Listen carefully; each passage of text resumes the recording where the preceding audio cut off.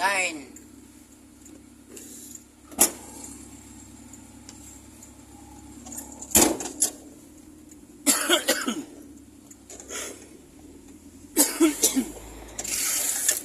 Ubak.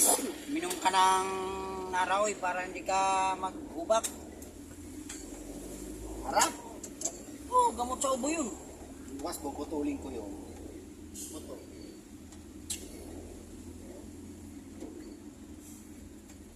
Kailangan malakas resistensya natin. Para yung mga ubo-ubo, kudhak-kudhak, wala. Guys, uminom kayo ng Nara, mga buhay, para panggamot sa lahat ng Pampauto. pampatigas ng katawan.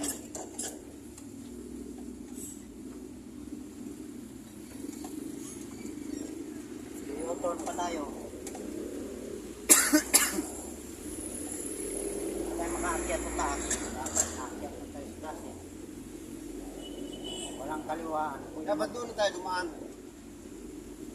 Hindi ka naman maka-U-turn dun. Bakit? Bakit? Lagpas sa U-turn yun? Yan. Hindi ba tayo pwede mag-utol dyan? Dito, mag-U-turn tayo. Pero doon, hindi pwede. Layo naman na yun. Binubusinahan pa. Eh, tatanga-tanga. Siyempre, pag may sumingit dyan, dapat kusinahan yung mga Hindi tanga. kasalanan yun. Okay. Hindi mo alam, pag tumimplang yung katabi mo, motor, di ba papalo sa'yo yun? Kasalanan na nila yun. Mabuti na yung mag-iwas sa lahat ng pa namang restro ko.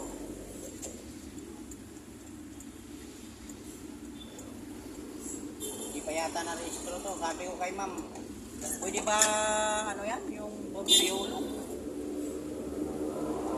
Bayag naman.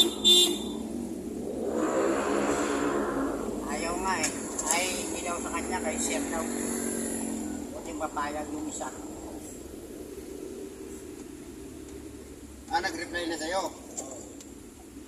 Hindi daw sa kanya.